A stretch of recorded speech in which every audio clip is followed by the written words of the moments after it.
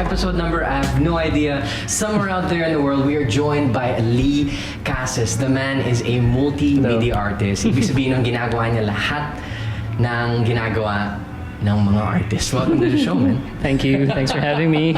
Guys, it's Lee's first interview, so this is gonna be amazing. It's gonna be the best interview ever. Ish. For me. Hindi naman siya interview. Parang usapan lang tayo. So, Okay. Lee, nakilala kita through our common friend Erica, but I've seen your work, man. You've done some super, super amazing things. Thank you. You are right now on the rise of what I think is happening in the Philippines, the mural movement. Mural or like art and creatives. Diba? Yeah. Yeah, kamusta naman yun? Like, being a part of it, like, how does it feel for you? What's it been like? It feels good to contribute to our industry, and then parang people now are being aware of the creative industry. Like, marami na ngayon gusto maging multimedia artist as well, video and other stuff. Illustrator, mas nagbo-boom yung creative industry here in the Philippines. Yeah. How did you start? I started at yung sa school, parang wala lang, try lang. And then eventually, I learned so many things na, ay, kaya ko pala to. It's my forte na-discover ko. And then, Anong na-discover mo na? Kaya mo drawing? Or? Not just drawing. I can do a lot of things pala na parang I can do video, I can do animation, and then illustration, graphic design, and then now I'm doing murals. I'm still surprised I can do big walls. Yeah. Naisip mo ba na kaya mo gawin to? Like when are you still in school? You graduated? Graduated na Graduated. long time ago. With multimedia arts in Benilde. So Yes. art talaga? Yeah, art talaga. So when you graduated, what were you pursuing? Before graduating, I was actually an intern in a creative agency, small agency lang, and then parang from there I switched to publication and then gallery work, and then back to publication. Then now I'm doing my art full time. Freelance, yeah. Freelance is life. Yeah. Galing. Hindi kasi ang daming tao na hindi ko alam, like sometimes they don't believe in themselves enough to be able to pursue what it is that they want. Would you say what you're doing now, obviously it's not just murals, you do lots of different types of artwork, but would you say now that you're doing what it is that you want to do? Yes. Many times na parang the night before, hindi pa excited ako, hindi mo katulad. I wanna do it na now na. Ganong feeling siya. Nice. It's a blessing, man. Like, what would you say are the prime differences between? Because you were still doing creative work when you're working for different companies. Yeah. Right? What would be the prime differences for you between now, bilang freelancer, versus before? Before, I guess it's more of like a problem solving.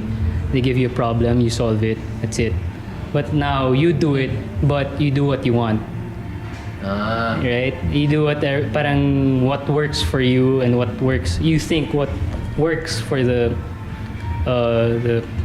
company or something, or So you're just trying to solve problems. Pero ibig sabihin nun, hindi solving problems and having fun at the same time.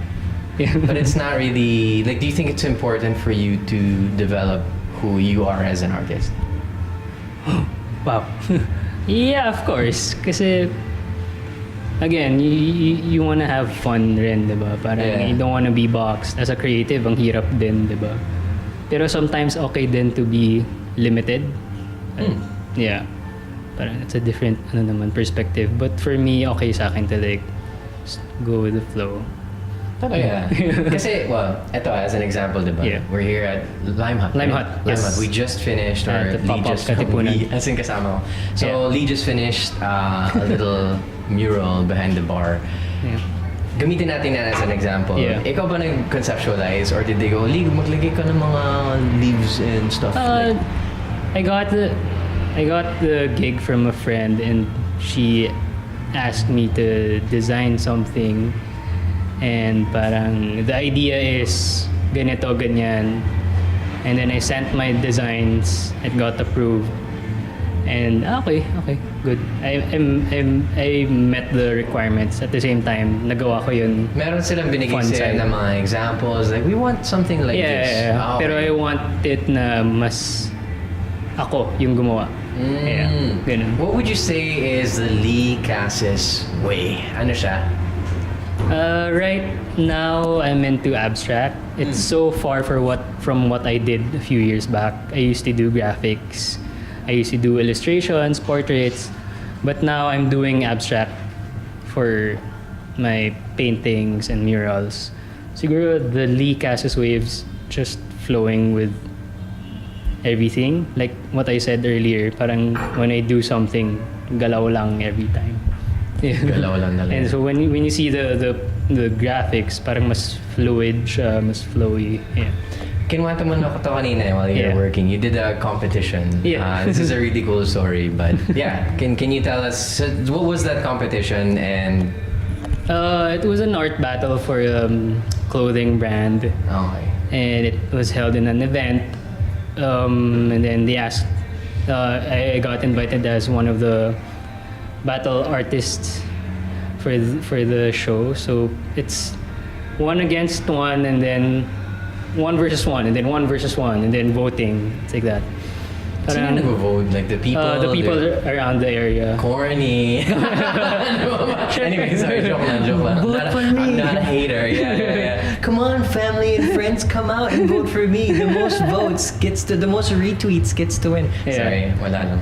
Hater lang ako. Anyway, But it's not online naman, parang on-site siya. Oh, on-site, So, yun, parang ginusto ko lang talagang paint. I was just splattering paint, just doing, the theme was parang medyo dagat. Did they give you the theme prior to going Yeah. in? So, Very- inisip mo na parang, dagat yung theme. Ano, Yeah. itong gagawin ko. Like, Yeah. did you think about that? Yes, Ah, okay. parang- Meron ako na concept. Prior to that event, I just started surfing kasi parang okay ganyan. So this brand is very beachy.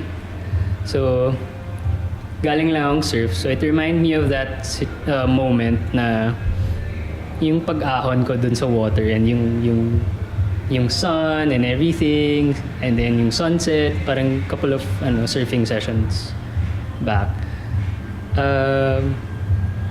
Yun lang yung nilabas ko, like yung feeling of yung moment na nakita ko yung sun bumaba, yung mga ganang simple things lang. Paano mo nalalabas yun sa art? I don't know, I just like Mahirap ba yun? I don't know. It's so hard nga eh, pero it's hard to explain kasi yun lang yung feeling of surfing yung nalabas ko. Galing. Yeah. Because you want people to be able to get the same feeling. Get the same feeling. But it's interesting kasi medyo malayo sa art battle. Pero it's interesting to know yung mga perception ng ibang tao. Kasi it's abstract. Such Parang- as, parang nakuha ko ng mga comment like, I felt really sad or I felt really happy. it Sobrang reminds me, contrast. it makes, I'm parang may post ako before, sabi, sobrang stress ko, nakita ko yung work mo, I feel refreshed. Yung mga ganong things. So, okay, thank you, friend. Oh. Tapos, parang from then, parang pag nakikita ng friends ko yung artworks, iba-iba yung perception. It becomes a conversation naman between the non-artist and an artist. artist. Parang, So ano nangyari ba dun sa competition? So you had that concept Yeah. and you wanted them to feel like you're just coming, parang yung feeling na nakuha mo when you're at the beach or whatever. So what ended up happening? well, I won, yay. Ganun lang. Well, I won. I'm just that good. No naman, parang yung gagaling din nila. Pero I guess I had fun the most. Maybe. Yeah. The freedom. Do you think Yeah. that, well, do you do competitions all the time? Marami bang ganun? That was my first and last. My first and last. First and last. Hindi kasi tatanungin ko sana, like, is there a way to win competitions in case artists? Kasi it's a good way for people to get to know you, Yeah, to find yeah, you. that's Parang true. si Lee Caces na Yeah, siya yeah. ng competition. Like, would you say that's what helped you the most, is just being, hindi naman careless, pero Siguro more of like being myself. Parang releasing all the stuff that I want to do. And eventually, na-appreciate ng ibang tao. Parang, I started na doing abstract. I was really afraid to do it. Pero naglabas na ako ng feelings. And then parang, eventually people say, I connect to your work. Tapos parang, uy, astig. Sige, gawa pa ako. And then more and more people like, tap me and like, oh yeah, I like your work, blah, blah, blah, blah. And then yun na, masaya na siya. Eventually. That helps. When you're a freelancer, wala kang schedule, unless meron kang gigs. Yeah. But how do you practice? So sa kinakwento mo, di ba gumagawa ka ng abstract works? Yeah. Do you schedule time and do you take inspiration na parang ito yung gagawin ko, I'm gonna do this day. Ooh, I like how what is that your process? Actually wala akong system since ang dami ko rin ginagawa. Yung schedule ko. Galing, so super busy ka na yan. No, my schedule no naman, parang not a bad thing. Yeah.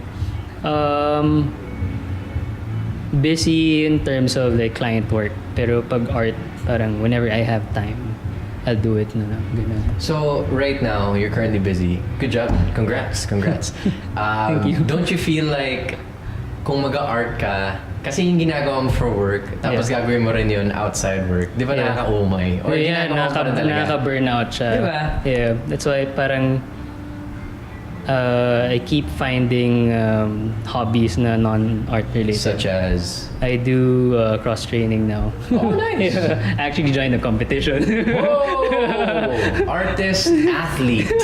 Do you think that helps you with your art? It helps me with mentally, and like may times na pagod na ako mag-mural before.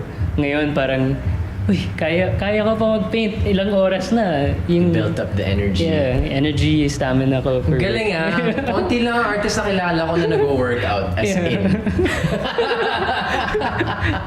Good job. Thank you. Guys, take it from Lee. He's getting more energy, more energy to do work because he works out. Ako rin, I try to gym at least 3 times a week, so helps me with everything else. Yeah. Release din siya ng stress. Yeah. Yun pala yung yun rin sana yung tatanungin ko pero because most people, when they do so much work, so much art, it's hard to recreate inspiration. Nakaka-burnout siya. Pero so you have working out as one outlet, but when you're dealing with clients, especially di ba pag sunod-sunod, this is I think this will be good for people that are working with clients or in the future working with many clients at the same time. Kailangan merong konting kaiba So you did this mural live. What if you're doing a mural tomorrow and then another one the next week, tapos lahat sila bars? How would you handle that? For now, parang kasi hindi wala pa pareho di ba? Yeah. For me, okay pa naman. Wala pa ako sa stage na sunod-sunod na murals. But like, what I do now, I do some graphic works. So it's different. Design and art, those are 2 different things. Kasi si design mas problem-solving and si art mas free-flowing, more of yourself. So parang in a way, magkaiba siya for me. So hindi pa ako masyadong pagod. What are your thoughts on clients or being compared to other artists? Kasi since you're a freelancer, I'm sure people barter or give a certain rate, tapos nagsha-shop sila sa mga kilala mo. So what are your thoughts on being compared to other artists? Like if they say, Lee, si Ramon, lang siya, tapos pareho naman yung ginagawa niya. So pero I haven't encountered that. I think parang it's a small community sa amin sa industry. Parang wala naman nagko-compare. Even like mga clients, wala naman gumagawa. Really? Yeah. It's good. Like, the clients know what they want. Yeah. Good job, clients. Di ganun sa music industry. Like, pag tinignan mo naman yung pag tinignan mo naman yung art scene, makita mo yung style na gusto mo agad But just by looking at social media and everything. So parang, do you feel I want this style. Sige, ito na. And then after that, kung di nila makuha yung person, someone similar, ganun. Pero so far, hindi pa nangyari. Ang galing. Ang galing ng mga artists actually. I feel like those who do freelance artwork, whether it's physical or digital, mas na-ano nyo na-create nyo yung sarili nyong identity. Yeah. And when clients go to you, they know exactly what they What want. they want na, yeah. Ang galing. Style, yeah. Ang galing, galing. If you were to provide any advice for people wanting to do what you do, freelance work and all types of artwork forms or practices. I have so many, but... Sige nga, yung mga like 2 or 3 that you think have helped you the most. Number 1 siguro is to have fun. Kahit na super hectic ng client, just make sure to insert a little bit of fun into it. Kasi lalabas yan sa work mo na if you don't like what you're doing, sometimes pag ganun pa lang, diba? It's not that impressive sometimes, yeah. And it happened to me na parang hindi ako inspired nun. Na-experience mo na? Nakita ng client. Oh, no! I'm so sorry. So parang may time na how will I make this a party or a fun thing to do it? So parang sige, explore. Wait, so ano nangyari doon sa project na yun? It went okay na. Okay. Kasi parang okay, sige. You fixed it. Then, yeah. Yeah. So ano ba siya? Was it a mural? Was it a design? Was it a logo? It's design naman. Design. Din. Okay. At time, parang figure out ko pa yung art and design. Oh. Yeah. Too fun, okay. Too problem solving. Kailangan mo hanapin yung balance. Yeah. What else? Speaking of balance, siguro the balance between pwede na and pwede pa. Yun. Yeah. Oh. I have that. We all have that problem, man. Yeah. But anyway, ano yung take mo dun? Pwede na is... May times sa pwede mong sabihin pwede na May times sa pwede mong sabihin pwede pa. Pero yung borderline ng pwede discuss ko yung difference. Yung pwede na is to finish it. And then get the feedback, diba? Pero yung pwede pa na parang kaya pa i-improve or parang it's worth the extra time doing it. Parang ganun. Yung extra hour of doing it, making it nice. Always, man. Yeah. Hindi wala, na-affect ako doon. I'm super passionate about that personally. For me, walang pwede na Yeah. Ever. Yeah. Ever. Like, even if I know someone's producing better material than me, if I know I did the best that I could, Yeah. plus, parang yung bayad, like let's say your TF is X amount, Yeah. I'll always do a little bit more, yeah. than what I should have been paid for. Or at least I believe I should have been paid for. Kasi para sa akin, yun yung... Right? Like, shouldn't that be an artist's practice? Kasi kung makilala ka sa industriya na pwede na, like, oh my God. Yeah. Oh my God. Yung pwede na kasi parang sometimes pwede mo siyang sabihin na you're thinking too much kasi pwede na yan. Relax, pwede na. May ganong side. Pero hindi yung submit ka lang ng ganun. No, parang no. Yeah. No, actually, pansin ko nga, while you're working, like you don't, well, you already created the design prior to putting it on the wall, but you don't overthink. Yeah. You trust in, kasi, well, konti lang makasabi, but obviously you've been doing this for many years. So, you're well practiced. I think that's one of the things that people need to realize too, no, na tutukan mo talaga if you need to improve. But I think when you get to a level where you're pretty good, trust in the system. Gawin mo lang. Gawin mo lang, kaya mo. And what would you say was a good third advice? Time management. Oh man, hell yeah. I still suck at it, man. But sobrang improved na from before. I'm still juggling things. So what do you do? What has helped your time management? A notebook. Nagsusulat ka pa talaga? A notebook. Like, legit? Plan Jot down everything. I need to do this. Ganito, ganyan. Okay, next. And then the notes and everything. Bullet journal. Ganun, same concept. But simplified version. Yung nag-work sa akin. Kasi bullet journal medyo detailed na, parang too much na for me. Pero yun, scheduling and then parang checking it. Kung tapos na ba ito, ganyan. Nasa yung notebook mo? It's there. What time is it? No, that works for me. I know we touched on it a little bit, but I want it to come, or I want it to be, parang palakihin natin. Like, as an artist, how do you define your style? How do you create your style so that people get to know you as that? Because I think people are getting to know you now. Kaya hindi ka nagkakaroon ng problema sa mga clients kasi hindi ka lahat. Alam mo yun, like, if people can just get you and, si Lee, kain na to, kain na. Hindi eh. Like, they, to a certain extent, yes. But they know what they want off of you. So, how do you think other artists who are just starting off can develop that? So hard. Kasi initially, I just wanted to create something. It's like anything. Gawa lang ako ng, I wanna make a shirt. Sige, shirt. Oh, I wanna make a wall. Sige, I'll make a wall.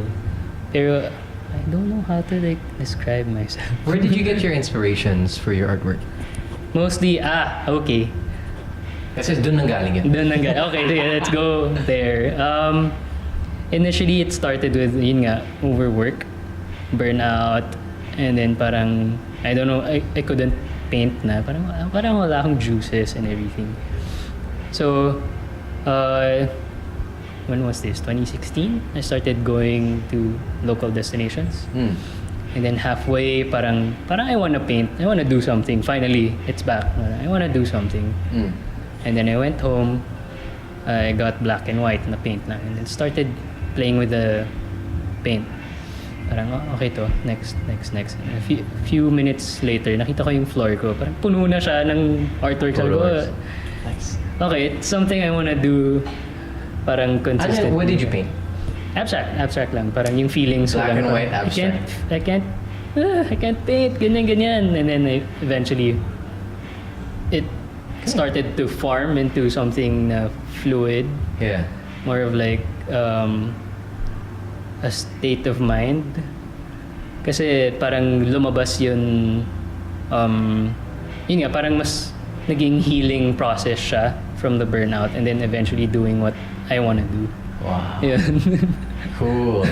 So the abstract, as in black and white paint, tinatry ko kasi picture eh. You were just going. Just kept on going. Parang ang daming pieces on the floor na parang eventually parang new travel destination, new colors, and then eventually dumami na yung colors. So parang okay, it's back. My groove is Interesting back. rin eh, kasi you were going to travel destinations Yeah. which are usually quite colorful and vibrant. Yeah. Tapos pinipaint mo black and white.